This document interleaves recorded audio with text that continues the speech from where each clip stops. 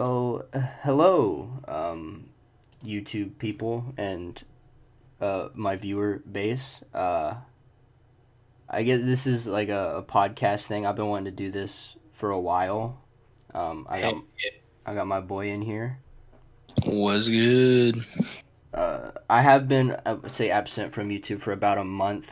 I guess we can get into that as this podcast unveils. Um, but I guess we'll start off by just saying, how you doing, man? How you feeling? I'm doing okay. Had a rough week. One hell of a week actually. Um, you know, got some weird memories from the past that were kind of not great memories. People that are no longer in my life kind of forcibly thrusted back into memory.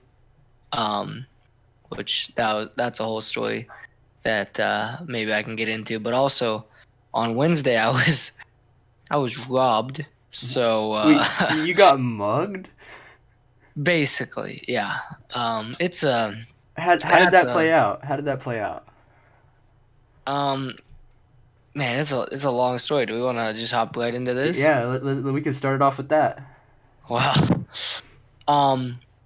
Okay. So um, basically, I needed to get gas before work. Okay, my work started at like 4 a.m. And so I go to the gas station right by my house at like 3 a.m., And here I am going all in on this shit. About to steal this guy's money. Um anyways, basically I I'm here trying to get myself some of this here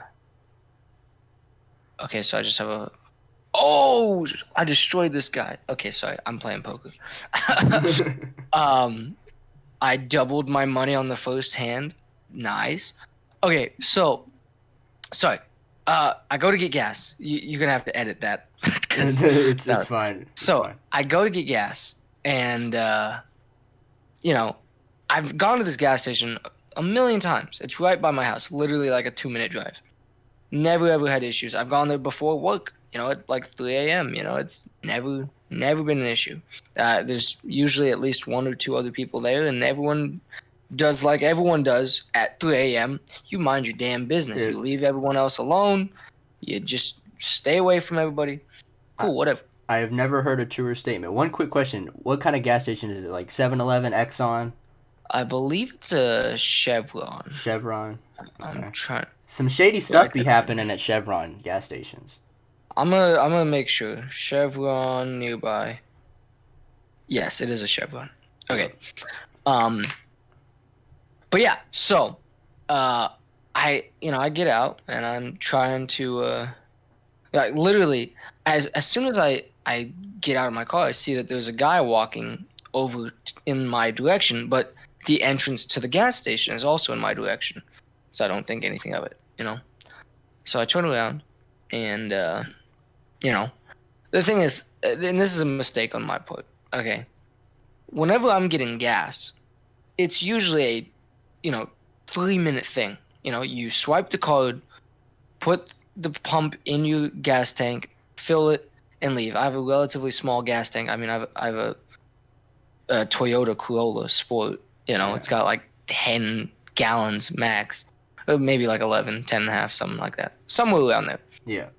And so it doesn't take long to fill up my car. So I don't ever make an effort to lock my car.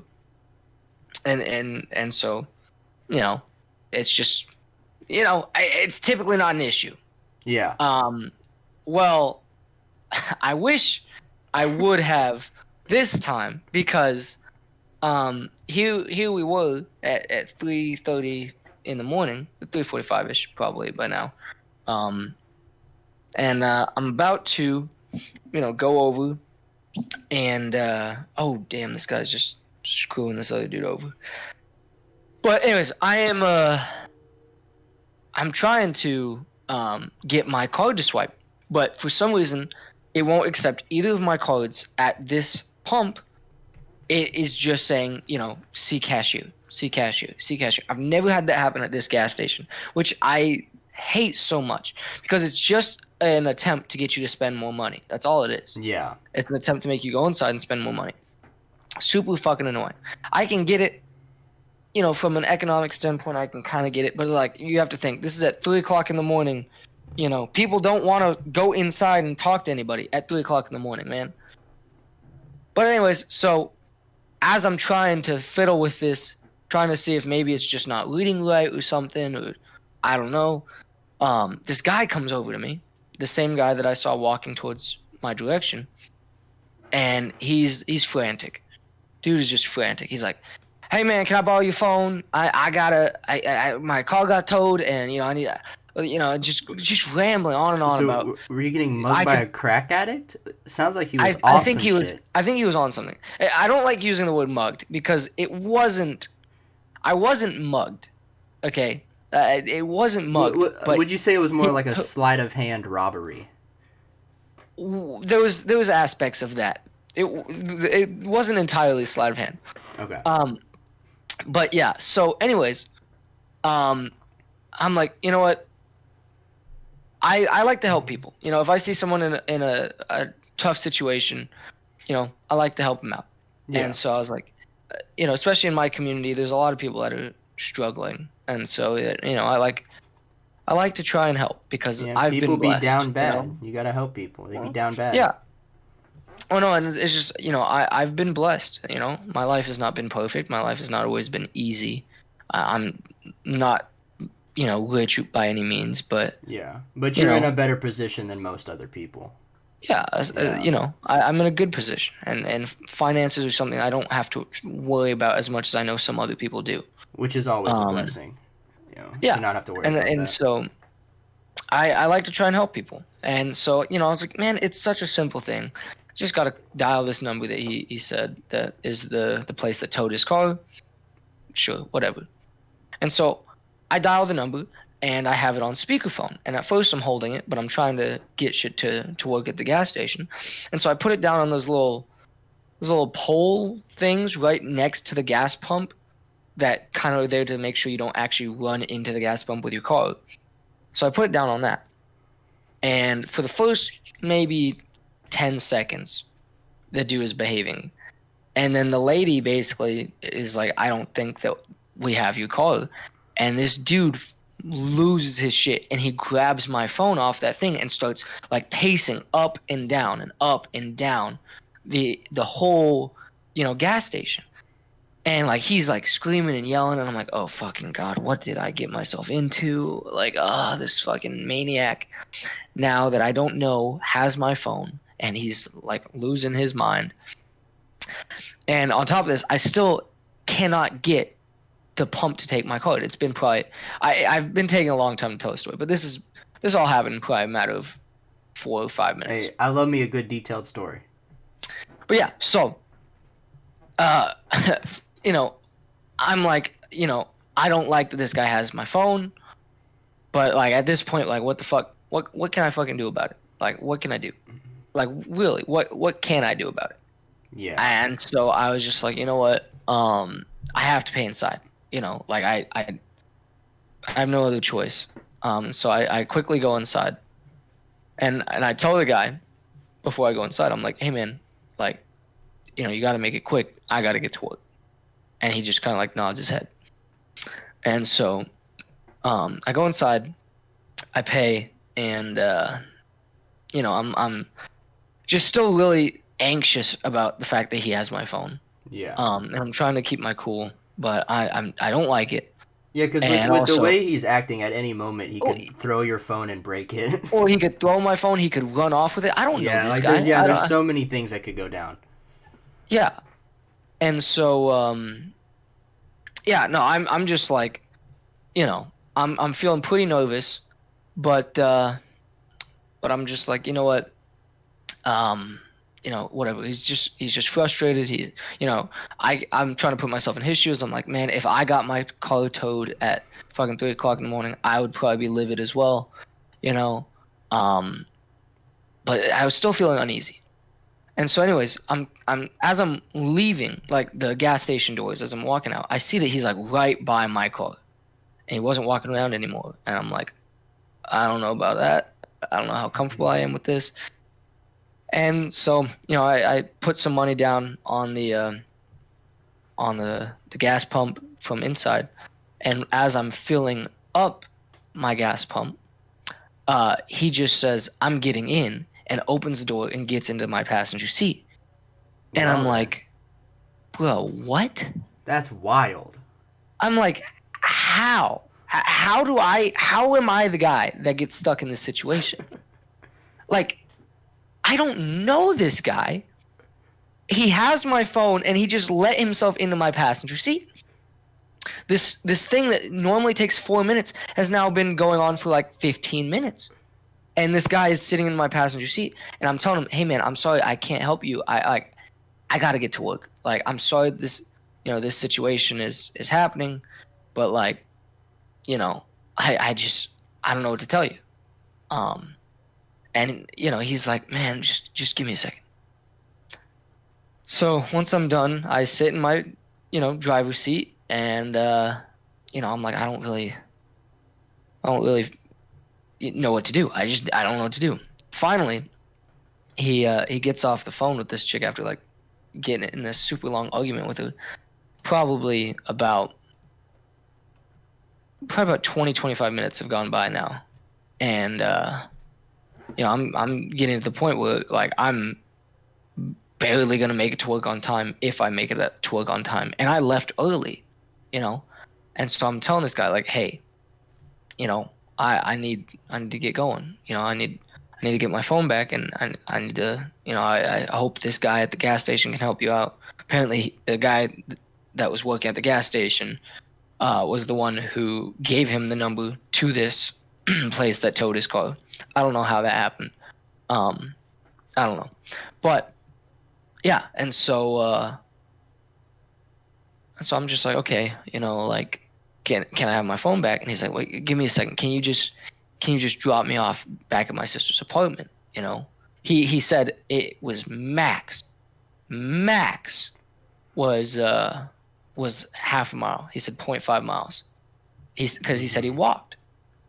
And so I'm like, I debated about it for a bit, and I'm like, you know, this guy's struggling.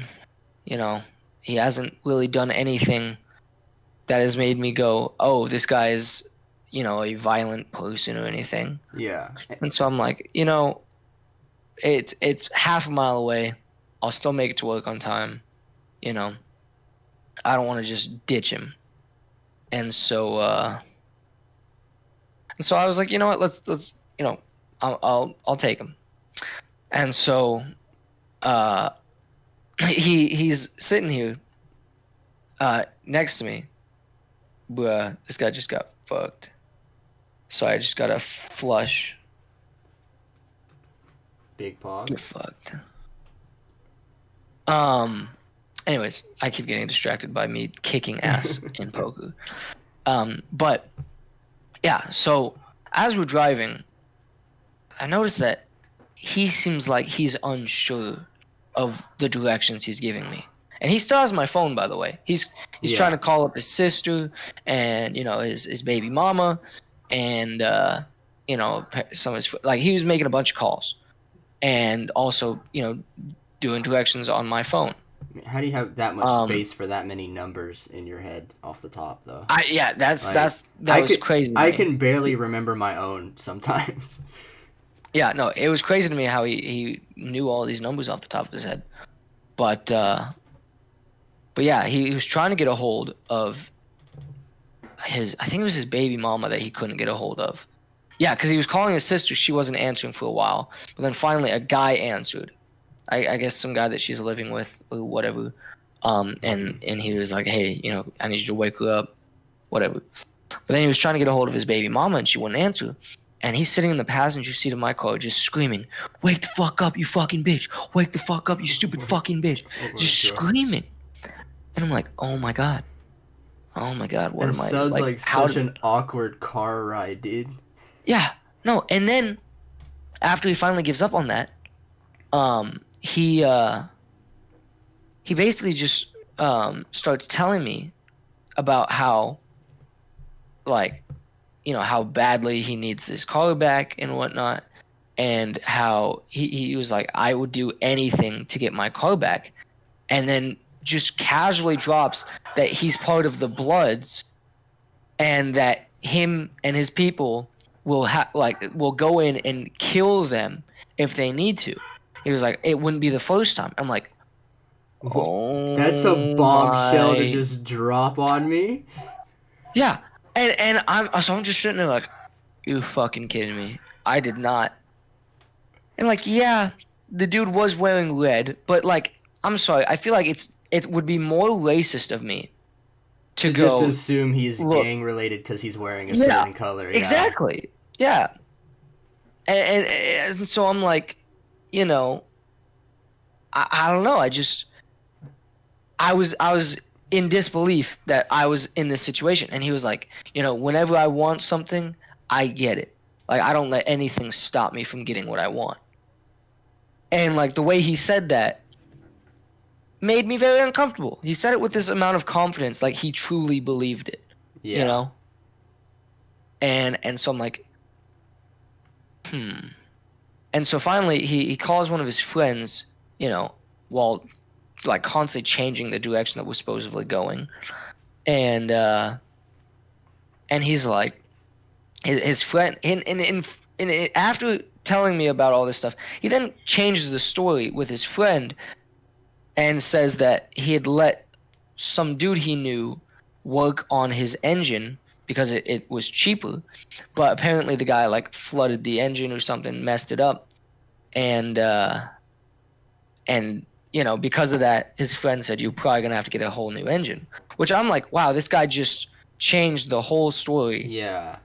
right, like with me right here, you know like, yeah. And so I'm like, okay, this guy is, now I caught him in a He's lie. either lying to you or lying to his friend. It's a Well, it 50-50. makes more sense that he's lying to me, but the fact that Yeah. he's confident enough to lie right in front of me whenever I'm the one helping him, I'm like, okay, so this guy doesn't care to keep secrets anymore, you know, because, obviously, he just told me that he's in a violent gang, and that, basically he said he gets what he wants. So at this point, if I'm uncomfortable, it doesn't matter to him because he made it clear to me, you know, and I don't, I don't have a gun. I don't have a weapon on me, and I didn't see anything that looked like a gun when he was pacing around. But he could have a knife. I don't know. I have no idea. Yeah. Also, I don't know how strong this guy is. I don't know if I want to take the chances. I don't know if he's got people that are out here watching. Like, I don't know anything. I'm completely in the dark, and so I'm very uncomfortable at this situation. And then finally, he tells us to pull over at this QT. And I'm telling the guy, hey man, I gotta drop you off here. Like, I'm sorry, I can't help you anymore. Um, but like, I just can't. I can't help you. Like, I gotta get to work. And he just isn't taking it as an answer. He's just not. Um, and then so he's just like, man, like, please, come on, like, I just need you to just come through for me, come through for a brother. And I'm like, we're not brothers. I didn't say that, obviously. I'm like, bro, I don't fucking know this guy. What the Yeah. fuck? But yeah, and so I had a $100 bill in my wallet that I had won from a game night from a few months back, with the Wassels and some friends, and so I was like, here, man, I can give you this. I hope this helps you, but I really gotta just back off. Like, I gotta go. Yeah. And he's like, nah, man, like, you know, here, my friend, he takes the money, by the way. He's like, my friend is gonna cash app you $100. Can you go and get $100 out of the ATM? And that's what I need you to do. Like that would help me the most. And I was like, man, I can't. Like I can't keep wasting time like this. Like I'm already late to work, you Yeah. know. Like I like I'm not doing that well financially that I can afford to not go to work. Like I gotta go. Yeah. And he's like, man, I need this. Like he was putting his foot down. Like, no, you can't not. Like, and it's such a weird thing because it's like how the fact that he had the confidence in that situation to be like, yeah, no, I'm the one who gets to make the say. That is what made me even more nervous because I'm like, you know, if I keep like if I increase like if I escalate it and be like, I need you to get the fuck out of my goddamn car, you know, what's so I'm like, what the fuck? I'm like, I don't know what this Yeah. guy's gonna do. Like, who knows? Hello, It could escalate nice to super meet you. quickly.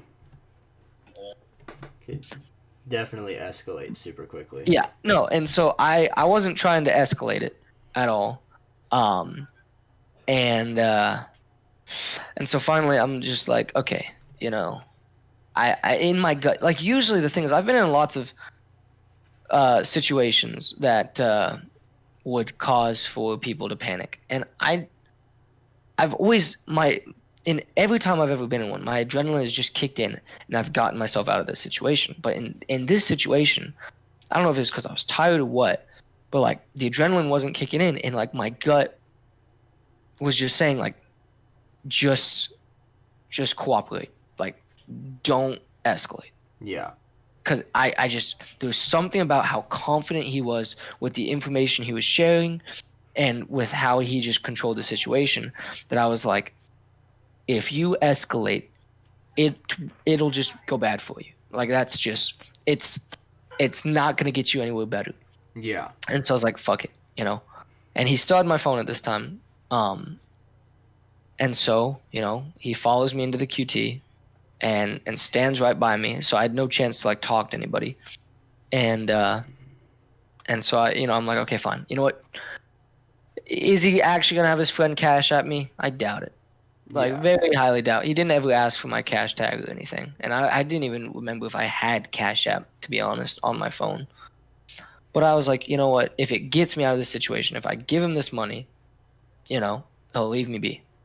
And so that's what I did. I was like, I'm just gonna do it and hopefully just move on with my life. Well, after I do that, I at the door of the QT, I'm like, okay, man, I hope this helps you. I gotta go now. And he's like, nah, man, I need you to take me to the place where they towed my car. Like now, like I'll be able to afford it. I need you to drop me off, man. And I was like, dude, I can't keep driving you around. He's like, dude, I need you to. Like he just looked me in the eye with this like serious tone, and he was like I can't. He was like, I can't keep walking. Like I already walked, to whenever I found you. Like you're not gonna let me walk. Like, he literally said that. He said, "You're not gonna let me walk." Yeah. And so I'm like, okay, you know what? And then so I'm like, whatever. He gets in my car, and I'm like, okay, you know what? Maybe this guy isn't all that bad. Maybe I just saw some bits of him having anger, and maybe he just is socially inept, or maybe he just assumes that I'm really wealthy or something. I don't know. Maybe that's why he was being so pushy. I don't know. Yeah. But yeah, and so we're driving, and he calls his friend, and he starts making the money rain on FaceTime with his friend, and I'm like, Oh my okay, god. I'm like, okay, I don't feel any better about this, He's whatever. like those Instagram dudes that just Yeah, get a pile of yes, money and flash it. straight up. That's And wild. yeah, basically he starts talking to his friend, and he's saying all kinds of stuff that just sounds sketch, and like kind of changing up the story. I'm trying to wrap it up because I've been taking way too long. But then he's like, man, you made this a lot easier, this way I don't have to to go in to the into the code place and like cause trouble there. Yeah. And I'm like, yeah, because that's like the only option, you know. Like I don't, you know, you can't just be like a civilized person. You gotta cause trouble to get you away. And so at this point I'm just quiet. Like I literally wasn't talking like at all. Yeah, because at this point you're already gonna be late for work. You just kind of have to ride it out. Yeah, and I'm just trying to get out of this situation, you know. Yeah. Like that's literally all I care about. And so, you know, we keep driving, and yeah, he keeps changing the directions on us, and I'm like, man, at this point I'm getting really nervous. I'm like, I'd been stuck with this guy for over 2 hours at this point, and I was like, I think that, you know, based on the fact that he was changing directions constantly, I was like, I think he's trying to meet with some of his people, and like have him jump me or something. Yeah. You know, that's what was going through my mind, and I'm like, you know, if they do that, you know, what are the realistic odds of me getting out of this alive? You know, Yeah. like, and I was like, you know, I don't think I have a good chance here, and so like for the last like 40 minutes, or probably not 40, probably like 25, 30 minutes, I literally was just sitting there in silence, thinking about, you know, my life. Like, am I satisfied with all I've done in my life? Like, you know, Like do I really feel? thinking like this could be my last moment. Am I Yeah, good like straight up, with what I've done? like straight up, like real shit. I literally was like, this guy could just meet up with his dudes, and that's it. You know, Yeah. they get everything they can from me, and then they don't leave any witnesses. Yeah. And so I was just like, you know, like this is it. And you know, I really just reflecting on my whole life, and I was like, you know, if dude, I just won 12K. Nice. What the fuck?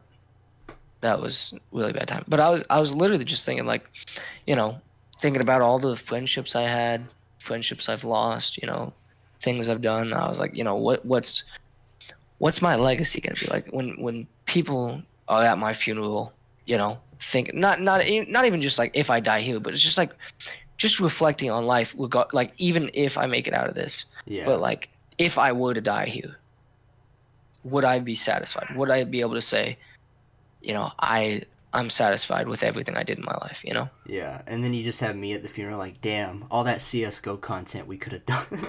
Yeah. Like, man, I couldn't milk him anymore. Now he's gone. But yeah, no, and I don't know. It's just like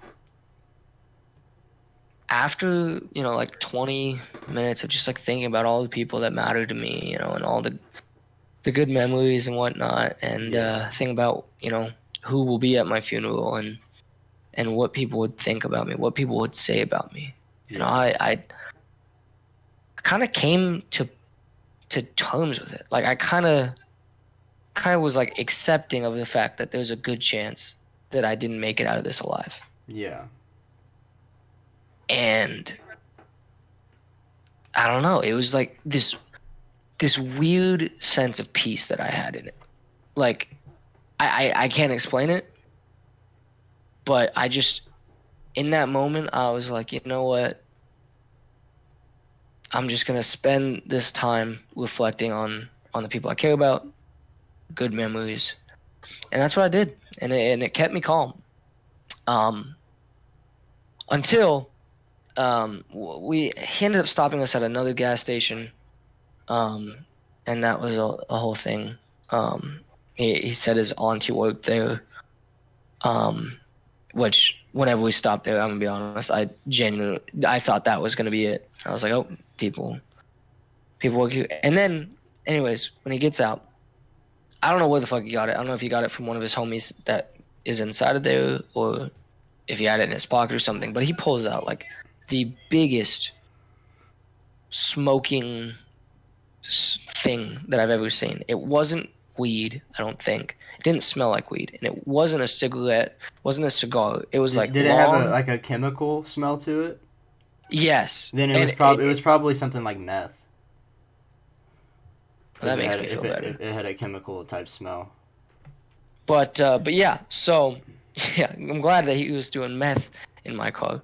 But but yeah, and so he just starts smoking it. Doesn't ask or anything, and I'm struggling to breathe because there's so much smoke coming off this. It was insane how quickly everything filled up with smoke, and like, man, I'm struggling to breathe so bad, and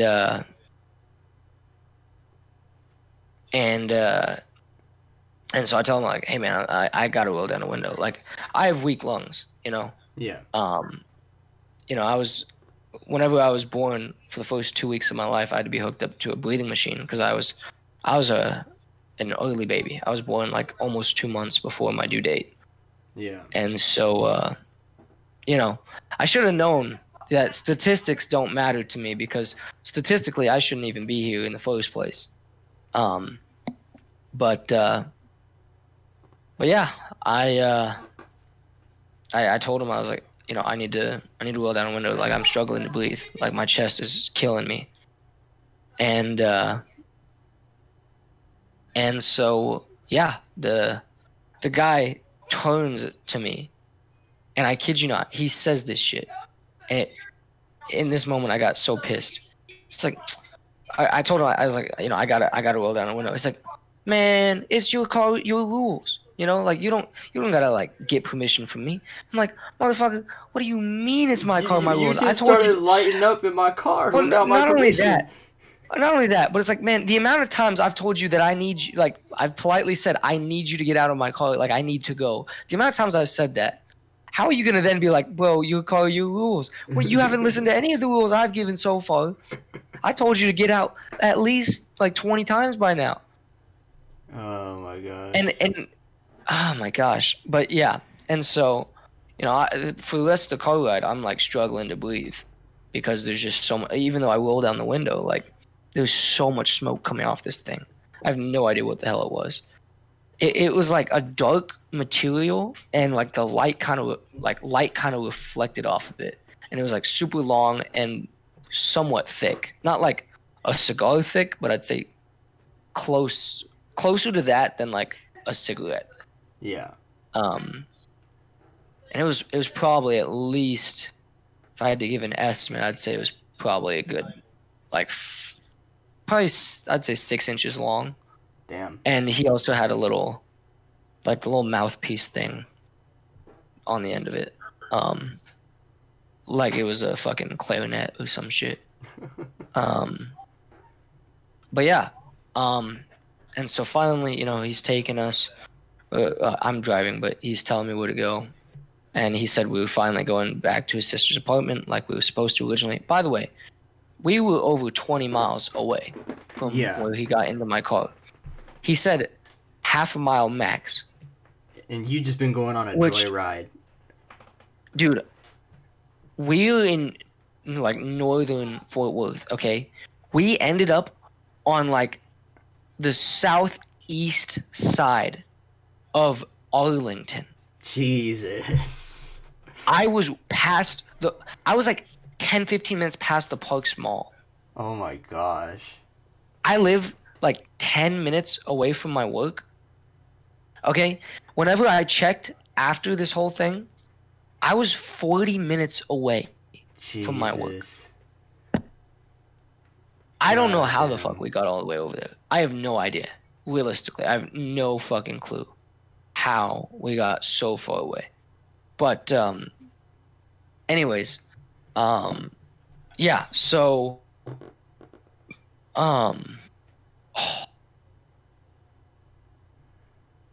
but sorry, I was about to, man. Well, yeah, so anyways, we get to the apartment complex, and he calls up his homie again. He kept calling him gang. I don't know why. It wasn't making me feel very good, but he kept calling him gang. And the whole time he was like, man, I'm about to be outside, just you wait. I'm gonna have he was like, I'm gonna have a cake baked for you. And I'm like, Interesting when he said lingo. that, my heart dropped. I was like, this is it. Like, this is, I don't know what the fuck that means, but I thought it was like I was the cake, you know. That's what I got from that. Yeah. And so yeah, I was at that moment like that's when my heart started beating a little bit, and I'm like, oh shit, like it's getting real now. Like this very well could just be it. He Yeah. still has my phone, by the way. He gave me my phone for like 20 seconds because I told him I need to reach out to my boss because I'm gonna be late. And like he watched me as I texted him, um, until like for a second he looked away, and then I texted my boss like he's not. Which now looking back on it, it might have screwed me over because I texted my boss. You know, the first two things that he saw, I was like, hey, you know, I'm hoping to be there soon-ish. I just gotta, you know, wait for a second, and then when he looked away for a second, because this is when we were at the QT, I texted my boss. I was like, this guy won't let me go. And the thing is, he had my phone the whole time after that. And I ended up finding out that he was, in fact, going through my phone. So he probably saw my text. Yeah. Um, and so that probably also contributed to the fact that he wasn't going to let me leave Yeah. until. But yeah. And so, yeah, I got super nervous, super scared. But we got to the apartment complex, and he looked at me, and he just said, "I'll be seeing you," and got out. Whoa. I'll be And seeing you. yeah, That's uh, ominous. and he got out, and he walked and into the apartment, and then I have not. I don't know if I've ever driven so quickly out of somewhere. Yeah, I would have been out of there. Yeah, I was out. So he Um, swindled you out of like 100, $200. well, $200, but then the whole Cash App thing. Well, I checked Oh. my phone. Checked my phone whenever I got home. He used your Cash App Yeah, and he he cashed. He took money out. well, he used my Cash App to send himself another $100. Oh my gosh. And the thing is, whenever I checked, there wasn't Cash App wasn't on my phone. Um, and so I was like, huh, that's weird. Like he definitely said that, you know, he was gonna send me Cash App, and he showed me something on my phone that said Cash App $100. I didn't really look at it at this moment. I was kind of just like, you know, like I said, focusing on my life and shit, and so I didn't even really look. Yeah. But he was like, you know, trust me, my homie's gonna send it to you. And even though I knew realistically he probably wasn't, I just was like, whatever. But then I realized that Cash App wasn't on my phone, and I was like, I'm pretty sure I had Cash App on my phone, even though I hardly ever use it. You know, occasionally whenever I go out with friends and we get like, if we get wings or something, like I'll just or pizza, Yeah. you know, I'll just pay for the whole thing, and then they don't have like Zelle and stuff, because they're in college and you know not really working, a lot of them, and so they use Cash App, and so I use it maybe once or twice a year. And so whenever I get home, I re-download Cash App. And surely enough, I see not only that I had sent someone else $100 from Cash App, but that the person responded with the emoji with his tongue out, and the tongue is the money signs. Yeah. And so I'm like, okay, this dude really took an extra $100 on top of the 200 that he, you know, got from me because of the fact that I was afraid he was just gonna kill me. Yeah. And so I was like, you know, if I just give him this money, he'll leave me be. And then he feels the need to take an extra $100, and nobody was of help at all. You know, I still haven't heard back from the police. filed the whole police report online. I went into the police station to file, and they said that I cannot file in person because of Corona. So I had to go. Yeah. I first I called a number, but then that was a whole fucking thing, and so I just ended up filing online. And then I called someone from Cash App, and disputed the claim. And the guy was like, first of all, I want to let you know I'm so sorry that happened to you. It is so terrible that there are still people out there that do things like this. But that being said, you should be able to get your money back.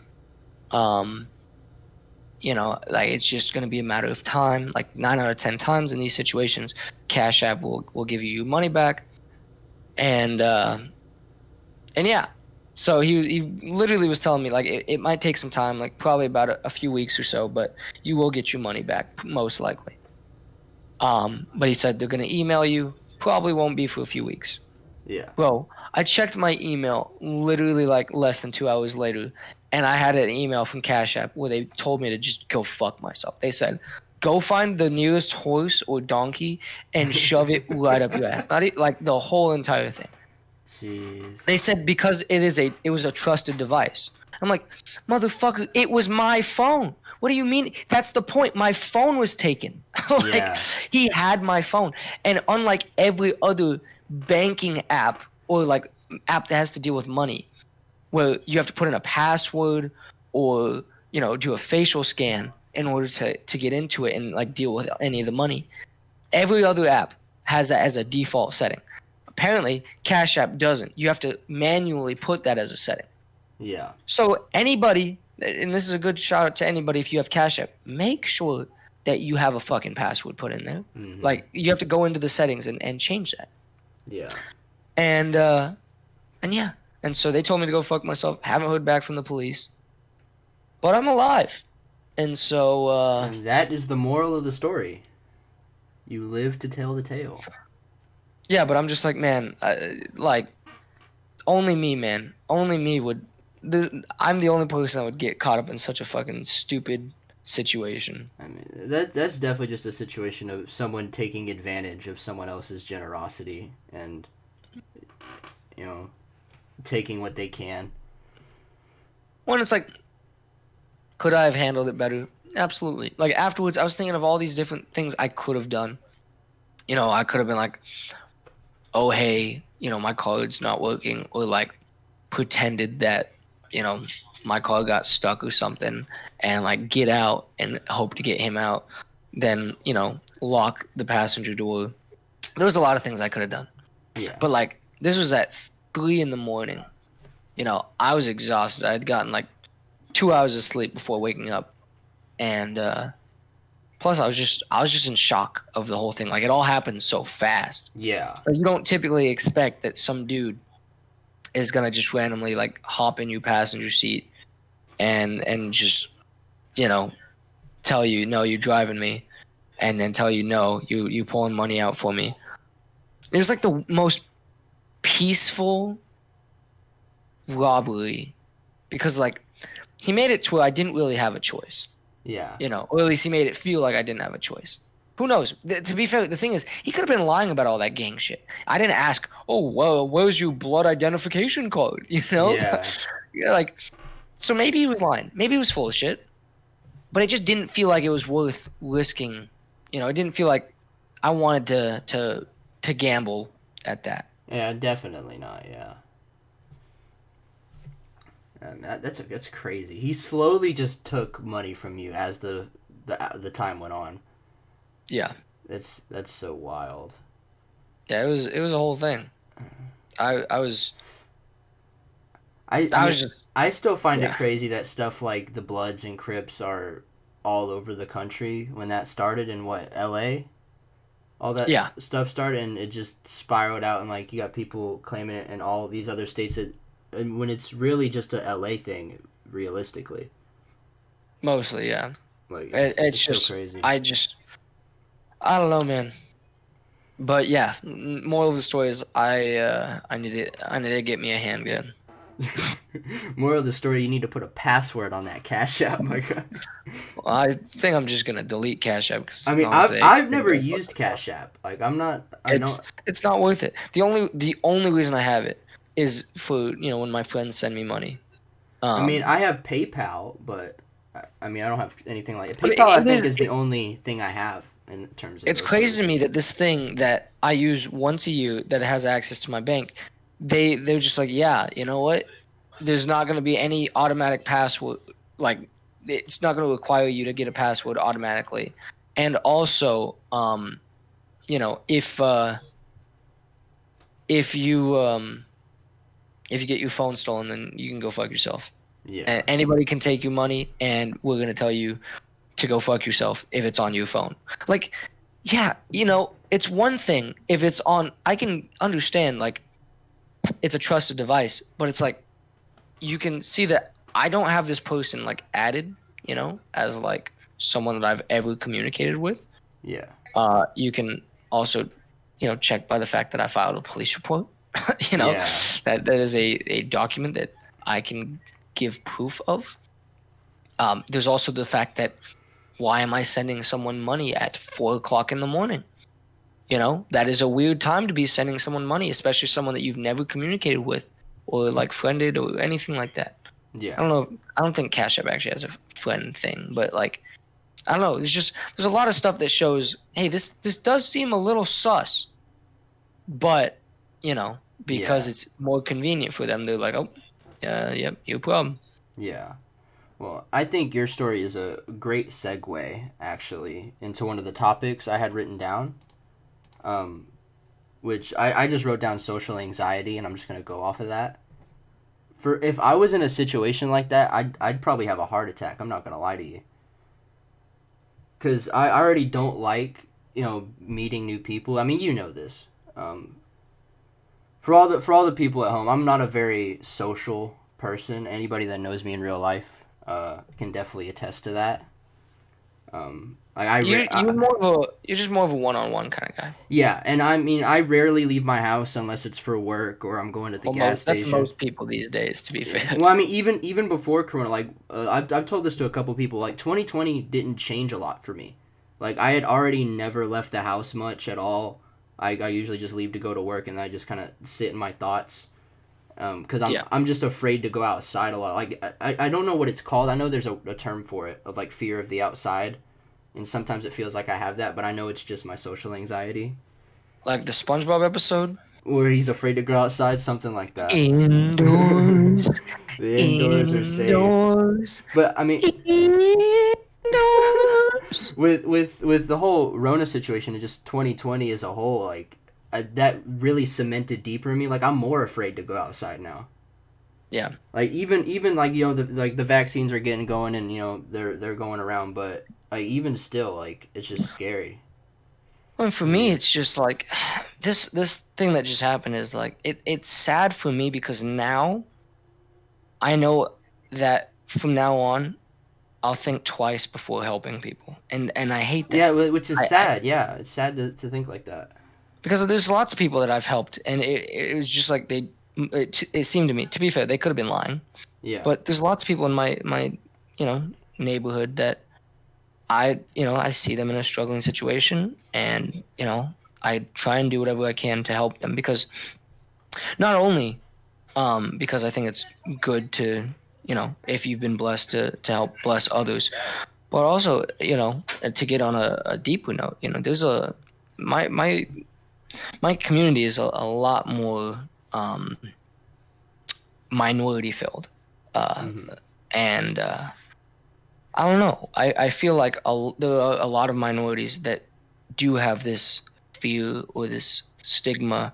There's not this fear that a lot of white people do have something against them. Or yeah, are like just don't care or whatever. yeah, And so like not only do I get to help somebody, but I feel like I get to be the chance at redemption and to give them hope and go, okay, maybe there is hope. Maybe I can, believe that there's good, and that not all of them, or obviously not all, but like that it's not as uncommon to find someone that's willing to help or that Yeah. actually cares as I might have thought.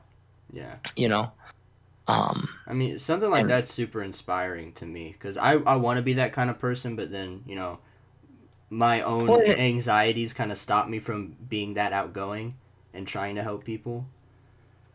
yeah, Because well, there's been a handful of situations in my lifetime that it's like I can help this person, but I just don't have the courage to actually put myself out there and help. Which is, I guess, it's its own mental gymnastics at that point. Because yeah, it's like I want to help, but I'm so like caught up in dealing with my own issues that like I don't have enough brain space a lot of the time to deal with it. oh yeah. When you got a lot of times you have to look for it. Yeah, But like you've seen the movie Robots, right? yeah, My dad, he said this, I don't even know how many times, but when he was raising us, he was like, not only, does the Bible say, to he who much is given, much too is required. If God has given you a lot, or if you've been if you've had a blessed life, then you have, a responsibility to use those blessings to bless others. I firmly believe that. Um, even taking the religious aspect out of it, I think it's just a very good message of, if you have been dealt even a slightly better hand yeah. than the average person, it doesn't mean that your life has always been easy. Doesn't mean that you haven't had your struggles. Doesn't mean you haven't worked for what you have. Hmm. But it's like, if were you born with a disability that stops you from having the same Yeah, opportunities as other yeah. people? No, that's a blessing. Hmm. That's a blessing that you have. You know, there's all kinds of different small things that a lot of people just like take for Hmm. granted. But it's like there's so many different things that could have happened that would have changed your life dramatically for the worse. Hmm. Um, Made it a lot more difficult. Yeah. So you know, um, but in robots, uh, Big Weld, his catchphrase was "see a need, fill a need," or Hmm. "see a need, meet a need," something like that. Yeah. And my dad said that millions and millions of times. Obviously not millions, but so many times when we were growing up. You know, Hmm. it's like if you see someone that's struggling and you have the means to help them, do it. Hmm. You know, and more often than not, it's likely that you will be glad that you did. Yeah. Because you know karma has its way of coming back around, whether you do something good or bad. Yeah. Um, And at the end of the day, more generosity is better yeah, for the human and race as a whole. and then you get into like the deep aspects of like the butterfly effect. Like, Yeah. okay, Like I did this for someone like 10 years ago, and then yeah, or today I got repercussions for that. If I didn't do that, my life could be different in those five or years. not even just that, but because you decide to help this person, that gives them a different outlook on their life, and that Yeah, changes their and whole that does a mindset, and spiral that effect. causes Yeah. that they then do something that changes someone else's life, and then next thing you know, because even though you'll never get the credit for it or anything, it's something that you did. I saw this Actually, great story. I'll let you get your. I have a story about that. It might be the same one, probably not. But this homeless Probably not. dude, um, he was on, like in an alleyway, begging for change, and this lady came up, gave him some money, but dropped her wedding ring in the bucket and in the cup, and he thought about going to sell it at a pawn shop, decided not to, and then searched for that lady at her office, which was like right across the street, because she would walk there a lot, and he recognized her. And he did that, and then she started a GoFundMe for him, and now he's working. He has a house, he has a car, like he has all this stuff, all because of that one decision he made not to sell the ring and do something good, and it came back to him. Dang. I did. I think I did hear about that, but no, Yeah, the I one think I was somebody made a YouTube video about it. yeah, what I was gonna talk about is this business guy. Um, it was I think either Christmas Eve or New Year. No, it was Christmas Eve. He was flying back from a business trip, and he stopped in this coffee shop in the airport, and this lady that was working there just had this glow about her, just this glowing happiness, you know, and kindness, and the way she talked to him was just so like real and genuine, and like she asked about how he was doing, not like how his day, like, but like, how do you feel? Like what? Like I don't remember the exact questions, but but yeah, he was just telling about how, they kicked up this conversation, and like he started telling her about, his wife and his kids, and how he had to take this business trip, and he was already bummed out before he went in there, but like he started realizing that like he was feeding off of her positive energy, and like you know like he was just, his entire mood was changing just because of how genuine and kind this random chick working Mm-hmm. at this coffee shop was being. And finally he gets his order, and he says goodbye, and she's like, hey, you have a wonderful flight, and have a wonderful Christmas with your family. And he starts walking to his gate, and he turns around, and he goes up and talks to her, and he's like, what is it about you? Like what makes you so happy? Like why are you this way? Like what is it? Like like just asking like how she is as positive as she is. Like she's working. You have to think, she's working in an airport. Like Mm-hmm. working, most people don't want to work in general on Christmas Eve. Yeah. She's working in an airport, just serving people coffee. And she tells him, I don't serve people coffee. I serve people happiness. And she basically went on this whole thing about how it's her goal to spread as much joy and happiness to the people that she comes in contact with, because she hopes that they will then spread it to other people. Yeah. And it's just like this beautiful. I'm not doing it justice. It was a really That's nice a thing. yeah, that's a beautiful thing. For But for all the listeners at home, I would like to encourage you to just do something nice for somebody. Like it could be someone that you don't know, it could be some stranger, like someone you're close with. Just do something nice to someone. You never know how it can change someone's day, and just yeah, no, and not even just a day, and but just you don't know just what this make them person. have a better outlook on something. You never know Well, how the it can thing help is, someone. you don't know what they're going through. Yeah, Maybe they exactly. think in their head, maybe they think that they're invisible, that no one else sees them, no one else cares about them. Yeah. And you doing something as small as just acknowledging them and saying, "Hey, what's up? How you doing? Hmm. You doing good? Is everything all right? You want to have, if you're in school or something, invite them to sit with you at lunch or something. Like it's just such small things that you can do that like in your head seems so small and insignificant, and you're like, I don't want to, it's not worth it, it's gonna, might be awkward or whatever, but like that can literally be the difference between someone having hope and someone giving up. Yeah. That can be the difference between someone, you know like having a mindset of positivity that is going to push them towards success and creating positivity for other people, or like falling deeper into like an emotional pit. Yeah. Um, it is crazy. It's crazy how you think that your actions don't matter, that nothing you do, like you don't have the power to do anything that powerful. And then this is what I hate. We're gonna get a little bit more into, I guess, quote unquote, the political realm. But I hate all these people that are so try so hard to like virtue signal Yeah. and like just post so much about these issues, but in their day-to-day life they aren't actually doing these small things. And a lot of Hmm. them, that you see on the internet and whatnot, you end up, people end up doing a little bit of background research and find out, wow, this person actually does a lot of kind of shitty things, kind of Hmm. not so cool things. Yeah. And you know they're sitting here, petitioning for things that will take hundreds of thousands and millions of people to get behind, to even have a chance of anything to actually be done. But then in their own communities, they're neglecting the people in need that are Hmm. actually going through these struggles that they claim to care about.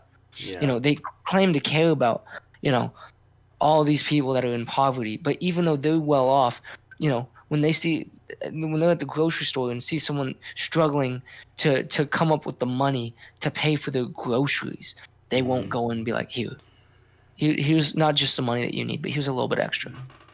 You know. But I mean that's the thing with people trying to start movements for different things. Like a lot of the time they don't realize that a lot of those issues they're trying to stop are right around them, and they could be doing so Exactly. much more trying to help what's around them first, and then pushing out farther. Yeah. Like so much more I could get done. like I can say with confidence that in my community, I have done more for you know um, racial equality in my community than probably I'd say all of my friends that are into that social justice stuff combined from them posting on their stories. It's like, okay, you're not really spreading awareness all that much if everything you're posting is what everyone else is posting. Like we're talking Mm-hmm. about, you've got celebrities that have millions and millions of followers. They're posting the same thing, Mm-hmm. and not just one, but like lots of them, most of them. It's like you think Well, I you I think that's the thing with social media is we get so caught up in like all moving together and all following one thing, but then we never actually do anything about it. It just becomes a trend where you post and you talk about it, but you never actually do anything Yeah, to and it's solve it. it's it's it's exactly what virtue signaling is. It's look at these things that I'm saying, and dude, this is gonna have to be bleeped for the YouTube video, but I kid you not, bro. This was the cringiest thing ever. A friend of mine, um, I'm not gonna say her name obviously, but she posted on her story this thing that genuinely said, I kid you not, I died laughing when I saw it. Maybe I shouldn't say that. This is being recorded, but it said, here, I can actually look it up on my phone just so that there's I can make sure I say it exactly right. Okay, it says repost if you are against rape. I see who views this. If you don't repost this, I will lose all respect for you. And I'm like, you like That's so dumb to to me, me. I thought it was just a meme, honestly, because I'm like, how can you actually see that and go, yes, this is productive, this is helpful, this is solving a problem. There is no one who is publicly like, yeah, man, rape kind of cool. No one is making that stance. Find me someone who's Yeah. making that stance, at least in the West. Okay, if you want to find some people way off in the East with their backwards, views, that I mean, nothing against, but it's just like in the East, they have a lot more old-fashioned views. That's just a fact. That's not a hateful thing. That is a fact. Yeah. Um, and like I don't know. It's crazy to me. And the sad thing is, like, I know she wasn't the person that originated it. Somebody else posted that on their story, and then she was like, It "Oh my probably gosh." originated from Twitter, let's be honest. Probably. But like someone else posted it and then she was like, "Oh, well, I'm against rape, so, I've gotta, go and make sure that they know I'm against rape." You know? Yeah. And I mean, I just avoid social media altogether now. Like I don't post, I don't respond. Um, I'm dead on Instagram, dead on Snapchat. That's just yeah, no, I take frequent breaks now because it's just it gets so draining to see all these people just, yeah. having to show off to everybody. It's like, look, I mean that was like taking it to back. We're getting over the hour mark here, so I just want to touch on one more subject before we make end. some cuts. You can make some Um, cuts. so with social media, that was one of the biggest causes for my depression in high school. Was being so wrapped up in all that mentally draining stuff that is on social media, like trying to uphold an appearance, trying to get likes, followers, like all that stuff. Trying to be a part of the wave. And that's the Yeah. biggest reason why I left social media, because like it was such a mental drain for me. Like it was making me more depressed, like having all that extra shit in my head to deal with. Oh yeah, and psychologists have even said that social media has caused It's like increase with a lot of the in like depression. different things. It's like I already have my own opinions on things and what I'm dealing with. I don't have the headspace to have all these other different opinions coming at me. Like there's so many different angles. Like I don't have enough headspace for that. But Yeah, yeah. So for all the listeners at home, I have been gone from YouTube for about a month. Well, my power went off because that whole ice storm in Texas. If you live in Texas, you know what I'm talking about. Eh, Um, but even after that, I just kind of went offline for a bit. I was working and stuff, and I just kind of put myself in that. But I'm not. I'm gonna get on the topic of like mental health. I've been feeling really low lately, and I don't know what it is. It's I was too. I Until made the point to you earlier. Like I usually the stuff that I'll do when I'm just not doing anything, I'll hop on YouTube, watch some videos. Like even that is like, it's not like I'm bored. It's just like I don't want to do anything. You know what I mean? feel that. It's like I don't know. I was it's like normally I would sit down, play on my guitar, listen to music, but it's like I don't want to do anything. It's so weird. I'm in a weird space. It's very, very, very strange for me. But it's a place that I've been in before, so it's somewhat familiar. I know you don't have any real uh, like issues with mental health, do you? uh, I haven't been diagnosed, and I don't plan on going. I don't think so. Yeah, I would say no. I mean, for me, I think I've probably the earliest I can think is probably sixth grade. I've felt this way, and it goes through like stages, and like it's different sometimes.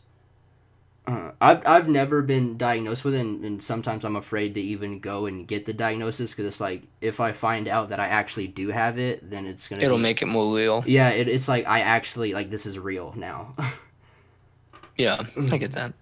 and it's I don't sad. know. I mean, I know I have social anxiety. I've been through enough situations in my life to know that I have very crippling social anxiety. But when I get in states like this, it's not like sad. It's not suicidal. It's nothing like that. It's just like best the word I guess would say is numb. It's probably be the easiest word to describe it. It's like there's no sad feeling. There's no, you know, it's just kind of you're just kind of there existing. Yeah. It's very strange. And social media always made that worse for me. I love keeping up with people. I love seeing what my friends are doing, but I don't have the mental capacity to post or be active on it as much as I should. And sometimes I get disconnected from my friends, and that always hurts because I want to be a part of my friends' lives. And luckily, with me, you, and Parker, and a bunch of the other guys, we have Discord to all stay connected and stuff. Yeah. Which is a blessing in itself. Like just being able to sit here and talk is really, really nice. Yeah, no, it's always nice to have people that you can, rely on and go to whenever you're struggling. Yeah. Like I was saying is I was going through a pretty rough, I don't know, cuz even weirdly enough coming out of this whole situation on Wednesday where the guy took my money. I don't know, just being able to reflect like that moment in a weird way, I feel like helped me. Like those moments where I was sitting there and just thinking about my life, because in a weird way, like it almost feels like I'm on borrowed time now. Yeah. Because And it's like you there's a when you're in situations like that, you realize stuff about your life, and you start thinking more about when and important there was stuff. just things that had been bugging me. Yeah. That I don't know. It's like afterwards, I was like, am I really gonna I'm gonna let that, like, I'm gonna waste my time and emotion and energy on that? Like, is it worth it? How I don't know how much time I have left. Yeah. Is that really worth wasting potentially my last moments on? Yeah. And so it was kind of like a weird, eye-opening thing. Yeah. Um, I mean, realistically, us as human beings, we're all on borrowed time. Like Yeah. like no matter how you want to look at it, eventually everyone will pass on wherever we end up going, whatever happens. So at the end of the day, as long as you're doing what you think or know makes you happy, and you're doing stuff that you can be proud of, I don't think you really have anything to worry about. Because if you're happy where you're at, like I'd say you're living a good life if you could die right now and be happy with what you've done. yeah. Like if you're satisfied with all that you've accomplished, never mind all the stuff that you still want to Well, and accomplish. I think I think the thing about life is that so many people, you know, have this huge existential dread. Yeah. Here's the simple thing with life. You have to find a reason to wake up. You have to find a reason to get out of bed. Mm-hmm. For me, it's simple. I want that whenever I die, I can say with confidence that I did more good for those that had the chance to know me than I did bad. I fixed more than I broke, you Yeah. know.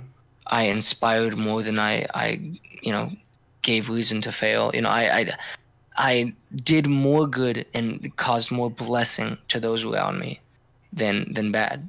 Yeah. And hopefully by a large amount.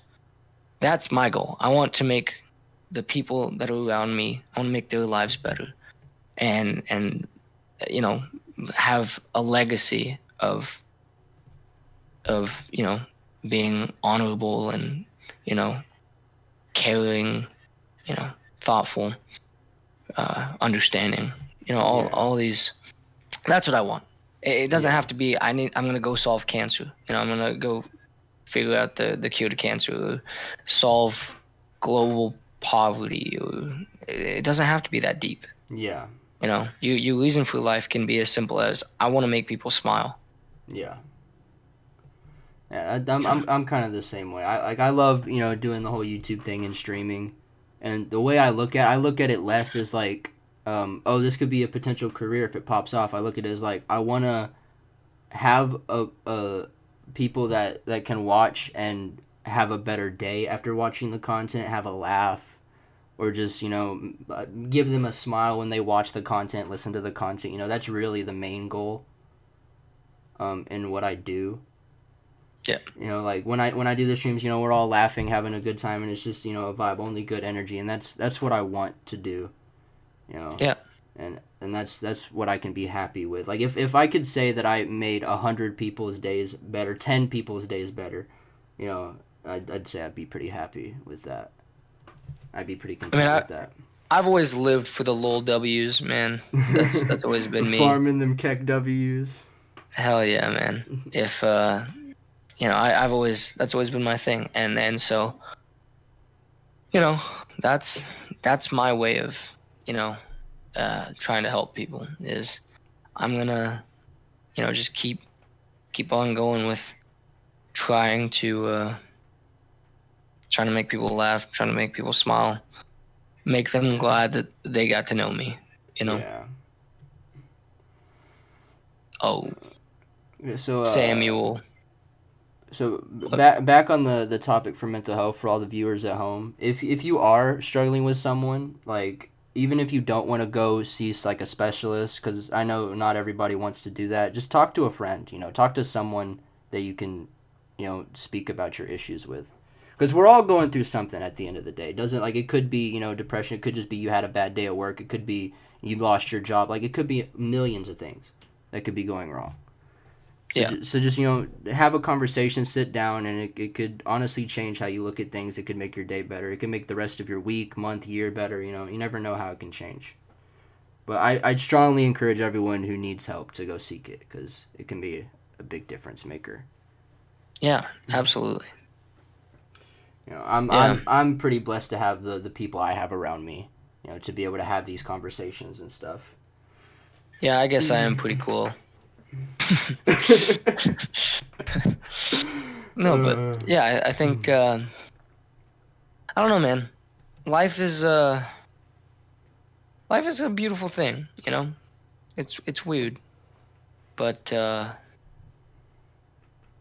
don't know. There's definitely bad, you know. There's things that are not so pretty, things that you wish were different, but overall, there's a lot of good people.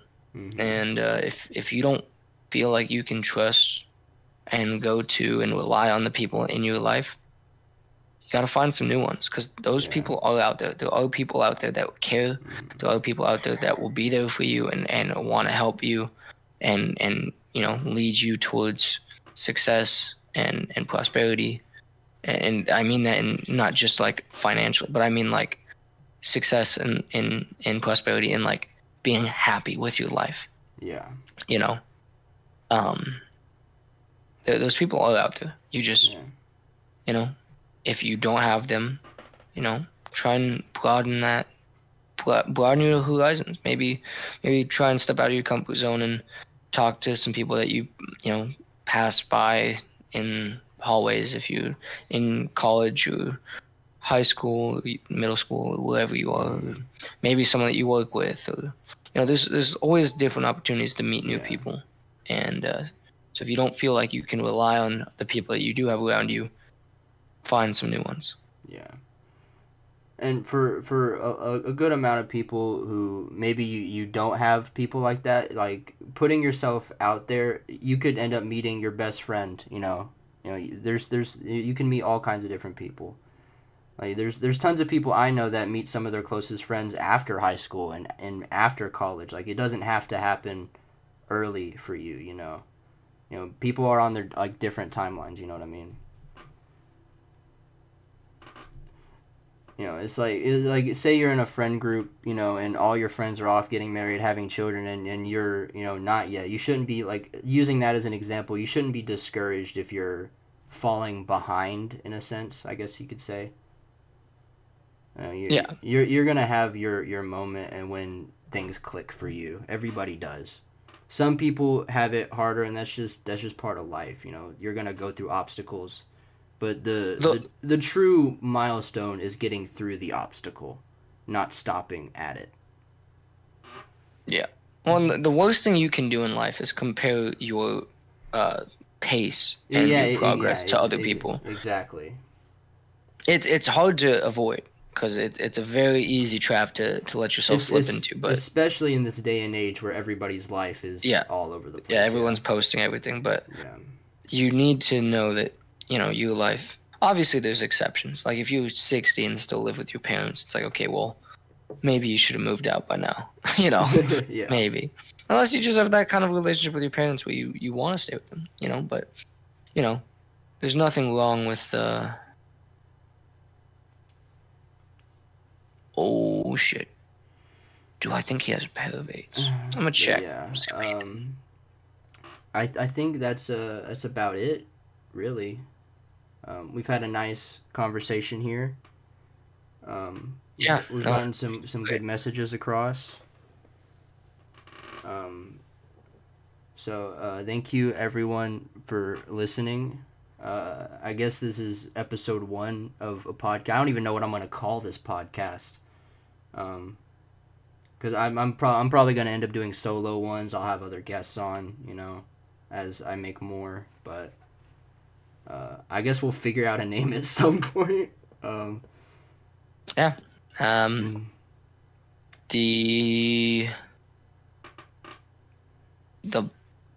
The Blazzle podcast, the Rack podcast from Wrestling and Black, the Rack podcast.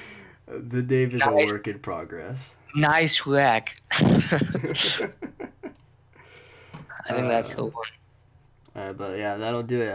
Hope everyone had a great time just hanging out with us.